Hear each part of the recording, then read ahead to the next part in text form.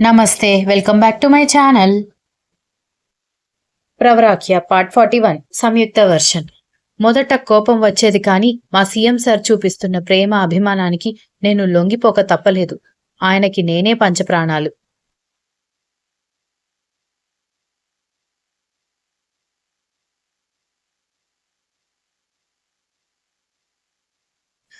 నా కోసం వాళ్ళ అమ్మగారిని కూడా ఎదిరించడానికి సిద్ధమైన మనిషిని దూరం పెట్టి నేనింకా మనసు లేని దాన్ని అవ్వాలని అనుకోవట్లేదు. ఉదయం మా బ్రేక్‌ఫాస్ట్ అయిపోయి, మా సీఎం సార్ వెళ్ళిపోయాక కాఫీ తాగుతూ కొద్దిసేపు రూమ్‌లోనే మ్యాగజైన్ తిరిగేస్తూ టైమ్ పాస్ చేశాక సీఎం సార్ కోసం ఏదైనా స్పెషల్ ట్రై చేద్దామా అనిపించింది.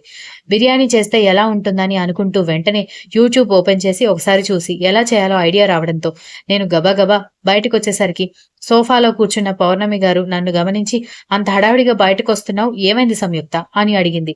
"నాకొక 2 కిలోలు చికెన్ తెప్పిస్తారా వదినా?" అని అడగడంతో, "ఎందుకు? తెప్పించి వండి కూడా పెట్టిస్తాను. దానికెందుకు అంత మొహమాటం?" అని అడిగారు ఆశ్చర్యంగా. "అయ్యో! ఇప్పుడు నేను తినడం కోసం కాదు వదినా" అని ఏం చెప్పాలో అర్థం కాక కన్‌ఫ్యూజ్ అవుతూ ఉంటే, "ఎందుకో సిగ్గుపడుతున్నావు. ఎందుకో చెప్పు" అంది. అంటే పాపం సీఎం సార్ కొన్ని పనుల్లో బాగా హడావిడిగా ఉంటున్నాడు. పైగా ఆయన ఇంటి భోజనం అంటే పని మనుషులు పెట్టే భోజనం కానీ, అమ్మ గాని, అక్క గాని వండి పెట్టింది లేదు కదా! సో, నేనే బిర్యానీ చేద్దామని అనుకుంటున్నాను. అందుకని చికెన్ ఇంకా బాస్మతి రైస్ తెప్పిస్తారేమోనని అని అడిగాను. నేను ఆ మాట అనగానే ఆవిడ మొహం మాడిపోగా, "అయ్యో! నేను మిమ్మల్ని ఇన్సల్ట్ చేయడం కోసం అలా అనలేదు వదినా. అఫ్‌కోర్స్ మీకు వంట రాదని నాకు తెలుసు. కానీ ఒక్కసారైనా అత్తయ్య గారు గాని, మీరు గాని వండి పెడితే ఆ హ్యాపీనెస్ వేరు కదా! ఆ ఉద్దేశంతో చెప్పానంతే. ఇప్పుడు నేనేం బలవంతం చేయట్లేదు. నేను చేస్తాననేసరికి వెంటనే బయట నుంచి గార్డ్స్‌ని పిలిపించి చికెన్ తెప్పించమని చెప్పింది. "నీకు కావాల్సిన సరుకులన్నీ వంటగదిలో ఉంటాయి. మెయిడ్స్‌ని అడిగితే చెబుతుంది." బాస్మతి రైస్ పక్కనే ఉన్న ఒక పెద్ద స్టీల్ డబ్బాలో ఉంటుంది. అండ్ టొమాటో, ఆనియన్, కొత్తిమీర, కరివేపాకు మొత్తం ఫ్రిడ్జ్‌లో ఉంటాయని చెప్పడంతో థాంక్స్ వదిన అని గబగబా కిచెన్‌లోకి వెళ్లి బాస్మతి రైస్ నానబెట్టి పని వాళ్ళని బాగా నీట్‌గా హ్యాండ్స్ వాష్ చేసుకొని రమ్మని చెప్పి, వాళ్ళకి టొమాటో, ఆనియన్, పచ్చిమిర్చి కోయమని చెప్పి, నేను కొత్తిమీర, కరివేపాకు గిల్లుతూ కూర్చున్నాను. ఈలోపు గాడ్స్ చికెన్ కూడా తీసుకొని రావడంతో అది మ్యారినేషన్ కోసం పెట్టాను.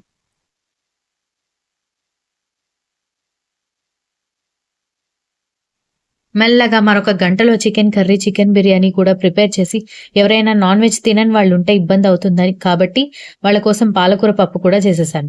తర్వాత కిచెన్‌లో చెమటలు పట్టడంతో స్నానానికెళ్ళిపోయాను. మొగుడి కోసం బిర్యానీ చేస్తున్నావా బంగారం? నేను ఇష్టపడిన దాన్ని వాడు సడెన్‌గా పెళ్లి చేసుకొనొచ్చి, నీకు మొగుడైపోయి నీతో సంతోషంగా ఉంటానంటే నేనెలా చూస్తూ ఊరుకుంటానని ప్రణయ్ కిచెన్‌లోకి వెళ్ళాడు. సంయుక్త చేసిన వంట నాశనం చేద్దాం అనుకునే లోపే అక్కడ పనివాళ్ళు ఉండడమే కాకుండా బయట నుంచి, "మీరు వంటగదిలోకెందుకు వెళ్తున్నారని" పౌర్ణమి పిలవడంతో చిరాకుగా బయటకొచ్చేసి, ఎప్పుడూ ఏదో ఒక డిస్టర్బెన్స్ అని తిట్టుకున్నాడు.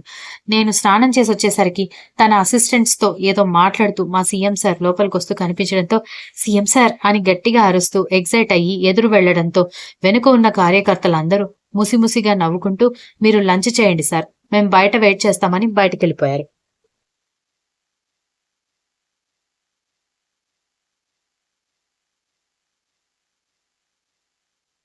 "ఏంటి సంయుక్త ఆ అరుపులు" అంటూ నా భుజం చుట్టూ చేయి వేసి లోపలికి తీసుకొస్తే, "మీకోసం ఈరోజు ఒక స్పెషల్" అని చెప్పి ఆయనని చేతులు కడుక్కొని రమ్మని వాష్ బేసిన్ దగ్గరికి తోసేసి కిచెన్‌లో ఉన్న గిన్నెలన్నీ తీసుకురమ్మని పని వాళ్ళకి చెప్పాను.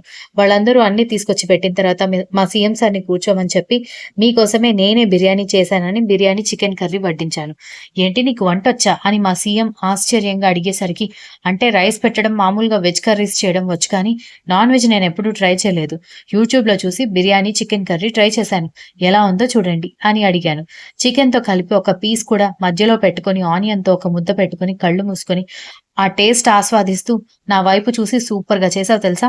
మామూలు బిర్యానీకి దీనికి చాలా డిఫరెన్స్ ఉన్నా కూడా ఇది కొత్త అరోమా ఇంకా టేస్ట్‌తో తింటూ ఉంటే తినాలనిపించేలా ఉందని" ఆగకుండా ఒక్కొక్క ముద్ద తింటూ ముద్దు పెట్టేసరికి టక్కున పౌర్ణమి గారు, ప్రణయ్ గారు ఒకరి మొహాలు ఒకరు చూసుకున్నారు. నా కోసం ఇంత కష్టపడి చేసినందుకు ఇదొక చిన్న బహుమతి. ఎవరూ లేరనుకో ఇంకా చాలా పెద్ద బహుమతి ఉంటుందని చిలిపిగా అంటూ నా చేతి మీద చెయ్యి వేయగానే, తమ్ముడిలో ఇలాంటి వేరియేషన్స్ అప్పటి వరకు చూడలేదేమో పౌర్ణమి గారి నోరు కిలోమీటర్ సాగితే, ప్రణయ్ మొహంలో మాత్రం రంగులు మారిపోయాయి. అంతమంది మధ్యలో ముద్దు పెట్టేసరికి సిగ్గుపడుతూ ఏంటి సీఎం సార్ అని అనేసరికి ఆయన భోజనం అయిపోవడంతో నా చేయి పట్టుకుని లోపలికి తీసుకుని వెళ్లి డోర్‌కి లాక్ చేశాడు. నేను కంగారుగా చూస్తుంటే మెల్లగా నా పెదవులను అందుకున్నాడు. కంగారుగా కళ్ళు మూసుకున్నాను. నిజం చెప్పు. నేనంటే ఇష్టం లేదు లేదు అంటూనే నా కోసం ఎందుకు బిర్యానీ చేశావు? నువ్వు కూడా నన్ను లవ్ చేస్తున్నావు కదా సంయుక్త. ప్లీజ్ చెప్పవా? అని అడగడంతో సిగ్గుపడుతూ కళ్ళు కిందకి దించేశాను.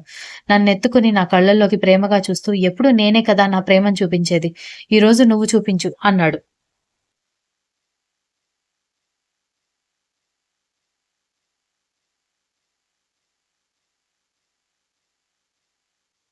నేను మొహమాటంగా దిక్కులు చూస్తూ ఉంటే, "నువ్వు ముద్దు పెట్టకపోతే నా ప్రేమని నేనే చూపించాల్సుంటుందని" చిలిపిగా చూస్తూ చెప్పడంతో భయం వేసి టక్కున ఆయన మెడ చుట్టూ ఉన్న 2 చేతులతో ఆయన చెంపలు పట్టుకొని గట్టిగా ముద్దు పెట్టడంతో చిన్నగా నవ్వుతూ కళ్ళు మూసుకున్నాడు. కాసేపటికి నవ్వుతూ నా వైపు చూస్తూ "ఐ లవ్ యూ బుజ్జి. నీ మీద నాకున్న ప్రేమ మాటల్లో చెప్పలేకపోతున్నాను. నువ్విచ్చిన ఈ ప్రేమ కానుకతో నాకస్సలు బయటికి వెళ్ళాలని లేదు తెలుసా" అని చిలిపిగా చెప్పాడు. "ఏంటి సీఎం సార్" అని నేను అంటుంటేనే నా మొహం అంతా ముద్దులు పెడుతూ నేనంటే ఆయనకెంత ప్రేమ ఉందో తెలుపుతూ ఆయన మాయలోకి నెట్టేయడం మొదలుపెట్టాడు. నేను మెల్లగా ఆయన కళ్ళల్లోకి చూస్తూ ఒక విషయం అడుగుతాను. ప్లీజ్ క్లారిటీగా చెప్పండి. నన్నెక్కడ చూసారు? ఎప్పుడు ప్రేమించారు? అసలు మీ దగ్గర వర్క్ చేస్తున్నప్పుడు సైలెంట్‌గా ఉండే మీరు ఇంత అల్లరి పిల్లాడిలాగా ఎలా అయ్యారని అడగడంతో మనోహరంగా నవ్వేసరికి "ఏం నవ్వురా బాబు" అనుకున్నాను. నేను నిన్ను ఎక్కడ చూసి ప్రేమించానో చెప్పాలంటే నీకు చాలా పెద్ద కథ చెప్పాలి. కాబట్టి అది తర్వాత చెప్తాను. బట్ నా దగ్గర నువ్వు వర్క్ చేస్తున్నప్పుడు నేనెలా నా ఫీలింగ్స్ బయటకి చెప్పకుండా నన్ను నేను హద్దుల్లో పెట్టుకున్నానో ఆ దేవుడికే తెలియాలి.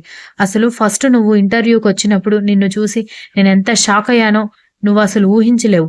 బట్ నటించడం అలవాటైన పొలిటీషియన్‌ని కాబట్టి నా ఎక్స్‌ప్రెషన్స్‌లో అది కనిపించకుండా దాచుకోగలిగాను. పద్ధతిగా చుడిదార్ వేసుకొని వచ్చిన నిన్ను చూసి, ముద్దు ముద్దుగా ఉన్న నీ మాటలు చూసి, నేను బయటపడకుండా ఉండడానికి అష్టకష్టాలు పడ్డాను. నిన్ను దూరం నుంచి చూస్తూ ఏదో అప్పటికి ఆనందపడేవాడిని అని ఆయన చెప్పేసరికి తల కొట్టుకున్నాను. ఆ తర్వాత నాతో వర్క్ చేస్తున్నప్పుడు నా పక్కపక్కనే తిరుగుతూ, నా సహనానికి పరీక్ష పెడుతూ, ఈ చిట్టి గుండెని ఎంతలా అల్లాడించావో నీకెలా చెప్పమంటావు? పైగా ఆ రోజు మీటింగ్‌కి వెళ్ళగానే నువ్వు మీడియాని చూసి నా చేతిలో చేయి వేసి కంగారుగా నా వైపు చూసావు చూడు. అప్పుడే దగ్గరికి తీసుకొని "ఏం పర్వాలేదు బంగారం" అని ధైర్యం చెప్పాలనిపించింది. కానీ ఏం చేయను. అదేమో పబ్లిక్ ప్లేస్. పైగా నేను పబ్లిక్ సెలబ్రిటీ కావడంతో నేనేం చేసినా ఆ ఇంపాక్ట్ నా మీద కంటే నీ మీద ఎక్కువగా ఉంటుందని నా ప్రేమను దాచుకోవాల్సొచ్చింది. ఇక ఊర్లో లంగావోణి వేసుకున్నావు కదా అని కాస్త టోన్ మార్చి కొద్దిగా చిలిపిగా మైమరుపుగా చెప్పేసరికి ఆ తర్వాత ఇంకేదో డైలాగ్ కొట్టబోతున్నాడని అర్థమై నేను కళ్ళు చిన్నవి చేసుకుని చూస్తున్నాను. నువ్వు గమనించలేదు కానీ నువ్వు అచ్చమైన 16 అణాల అందమైన ఆడపిల్లలాగా ఎంత ముద్దుగా ఉన్నావో తెలుసా? అక్కడ నేనే కాదు చాలా మంది పెళ్లి కాని అబ్బాయిలున్నారు. ఇప్పుడు ఆ లంగావోణి వేసుకోకపోతే ఏమైందని తిట్టాలనిపించి ఆ కోపం ఎవరి మీద చూపించాలో తెలియక ఉన్న కోపానికి ఇంకాస్త కోపం యాడ్ అయ్యి దళారులని మొత్తానికి బ్రేక్ చేయాల్సొచ్చింది. నేను ఆశ్చర్యంగా అతని వైపు చూస్తూ ఉంటే, "ఇంకా నీ మీద ఎంత ప్రేమ ఉందో వర్ణించమంటావా?" అని అంటూ ఉంటే, "చాలు బాబు చాలు. ఊరుకుంటే ఈ రోజంతా తమరి ప్రేమ కావ్యంతో నా చెవుల్లో తుప్పు వదిలిపోయేలా ఉంది. ఇంత పెద్ద కథ ఉందని తెలిస్తే అసలు మిమ్మల్ని చెప్పమని అడిగేదాన్ని కాదు" అన్నాను. మా సీఎం సార్ గట్టిగా నవ్వుతూ నా చేతులు పట్టుకొని "ప్లీజ్ సంయుక్త, ఇప్పటికైనా నన్ను కరుణించొచ్చు కదా! ఆ రోజు రిసెప్షన్‌లో ఎంత అందంగా ఉన్నావో తెలుసా? అందుకే 1 మంత్ అగ్రీమెంట్ బ్రేక్ చేయాల్సొచ్చింది" అని ముద్దు ముద్దుగా బ్రతిమాలారు. సార్ మనం వెళ్ళాలి టైం అవుతుందని బయట నుంచి డోర్ కొట్టడంతో మా సీఎం సార్ మొహంలో అప్పుడు చూశాను అసలైన చిరాకు, నిరాశ. నేను నవ్వు ఆపుకోవడానికి ట్రై చేసి "ఒక రాష్ట్రానికి సీఎం సార్ కాబట్టి మీకు తప్పదు సీఎం సార్. వెళ్ళండి వెళ్ళండి" అని నా చేతులు పట్టుకొని అలాగే కదలకుండా ఉండడంతో అయోమయంగా చూశాను. నా వైపే సూటిగా చూస్తూ కనిపించడంతో అరచేతుల్లో చల్లటి చెమటలు పట్టడమే కాకుండా షివరింగ్ కూడా మొదలైతే మళ్ళీ ఇంకొకసారి ముద్దు పెట్టుకొని గాఢంగా హత్తుకొని సాయంత్రం రెడీగా ఉంటూ షాపింగ్‌కి వెళ్దామని వెనక్కి తిరిగి చూడకుండా డోర్ దగ్గరికి వేసి వెళ్ళిపోయాడు. నేనేమో సిగ్గుపడుతూ అయ్యగారి చిలిపి వేషాలు తలుచుకొని నవ్వుకుంటూ చాలా సేపటికి కుదురుకొని బయటకొచ్చాను. మెయిన్ డోర్ వైపు చూస్తుంటే వాడు వెళ్ళిపోయి అరగంట అయింది గాని "నువ్వు రా భోజనం చేద్దాం. నీ బిర్యానీ వాసన ఆకలిని పెంచుతోందని" పౌర్ణమి గారు పిలవడంతో నవ్వుతూ వెళ్ళి వాళ్ళకి వడ్డించి నేను వడ్డించుకొని తిన్నాను గాని అత్తయ్య గారు రారా అని మాత్రం నేను అడగలేదు. ఎందుకంటే ఒకరి సంతోషం చూసి ఓర్వలేని వాళ్ళని నేను పట్టించుకోలేను. పైగా ఆవిడకి అంత పంతం ఉంటే ఇప్పుడే జీవితాన్ని మొదలు పెడుతూ, జీవితం మీద ఎంతో ఆశ ఉన్న నాకెంత పంతం ఉండాలి? ఎప్పుడు పడితే అప్పుడు వాళ్ళ బిజీ షెడ్యూల్ వల్ల తినడం అలవాటేమో. ప్రణయ్, పౌర్ణమి గారు కూడా వాళ్ళ అమ్మగారి గురించి ఎక్కువగా ఆలోచించకుండా భోజనం చేశారు. కాసేపు అక్కడే కూర్చొని మాట్లాడుతున్నాను. వెంటనే రూమ్‌లోకొస్తే బాగోదని. అప్పుడే ఒక డౌటొచ్చి వాళ్ళేమనుకుంటారో అని ఆలోచించకుండా, ప్రణయ్ గారు మీరెప్పుడు ఇంట్లోనే ఉంటారు. మీకేం వర్క్ లేదా? అని అడిగేసరికి ఇద్దరూ తెల్లమొహం వేసుకుని నా వైపు చూడ్డంతో నేనేమన్నానో అర్థమయ్యి సారీ అంటే లీవ్ ఏమైనా పెట్టారా? లేకపోతే బిజినెస్ ఉందా? లేకపోతే హాలిడేసా? అని అడగబోయి ఇంకేదో అడిగేశానని పిచ్చి నవ్వులు నవ్వాను. ప్రణయ్ గారు ఏ ఆన్సర్ చెప్పకుండా వెళ్ళిపోతే ఇదివరకు ఫారెన్‌లో వర్క్ చేసేవాడని, ఇప్పుడు జాబ్ వదిలేసి ఇండియాలో బిజినెస్ చేయాలని అనుకుంటున్నాడని, కొన్ని రోజులు ఆగి బిజినెస్ చేద్దామని అనుకుంటున్నాడని పౌర్ణమి గారు చెప్పారు. 3 గంటల వరకు మాట్లాడుకుని తర్వాత 5 వరకు నిద్రపోయి లేచి మొబైల్ చెక్ చేయడంతో మా సీఎం సార్ మెసేజ్. మనం ఇదివరకు వెళ్ళిన స్పోర్ట్స్ బైక్ మీద షాపింగ్‌కి వెళ్దాం. మామూలుగా బైక్స్ మీద ట్రావెల్ చేసేటప్పుడు జీన్స్ టాప్ లాంటివి, చుడీదార్ లాంటివి అయితే కరెక్ట్‌గా ఉంటాయి కాబట్టి నేనొచ్చేసరికి రెడీ అయ్యుండు అని చెప్పడంతో నవ్వుకుంటూ మళ్ళీ స్నానం చేసి చుడీదార్ వేసుకున్నాను. నేను రెడీ అయ్యి వచ్చేసరికి సీఎం సార్ వచ్చి గబగబా ఫ్రెష్ అయ్యి వచ్చి మాస్క్ వేసుకొని వెళ్దాం పద అని నా చేయి పట్టుకుని ఇంటి వెనక బ్యాక్ గేట్‌లో నుంచి బైక్ ఎక్కించి ఆయన బైక్ స్టార్ట్ చేశారు. నేను సీఎం సార్‌ని టీజ్ చేద్దామని దూరంగా కూర్చోడంతో కోపంగా వెనక్కి తిరిగి చూసి కామెడీగా ఉందా? ప్రాపర్‌గా కూర్చోకపోతే వెళ్లి కిందుంటావు అని నా చేయి పట్టుకుని లాగి ప్రాపర్‌గా కూర్చోబెట్టారు.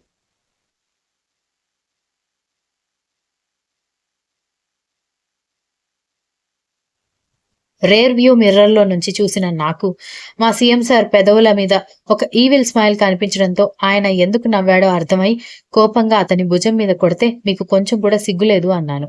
"అరె!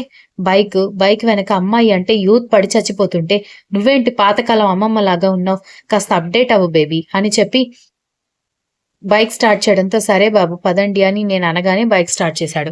షాపింగ్‌కి వెళ్ళాక డ్రెసెస్ వైపు వెళ్తుంటే, "అదేంటి శారీస్ తీసుకోవా?" అని అడగడంతో, "ఇప్పుడెందుకు శారీస్? నాకు మాక్సిమం డ్రెసెస్ మాత్రమే ఇష్టం" అని చెప్పడంతో, "అది కాదు, పెళ్ళైన అమ్మాయిలకి శారీస్ కట్టుకోవడం ఆచారం కదా! పైగా శారీస్‌లో చాలా బావుంటావని" తెగ చిలిపితనం కురిపిస్తూ చెప్పేసరికి, "ఆహా! అయ్యగారికి కళలు చాలా ఉన్నాయి" అన్నాను. "ఇంకా ఉన్నాయి, దాచిపెట్టాం ఇంకా" అని అతను చెప్పడంతో చాలు చాలు అంటూ ఇద్దరం కలిసి లోపలికి వెళ్ళాం.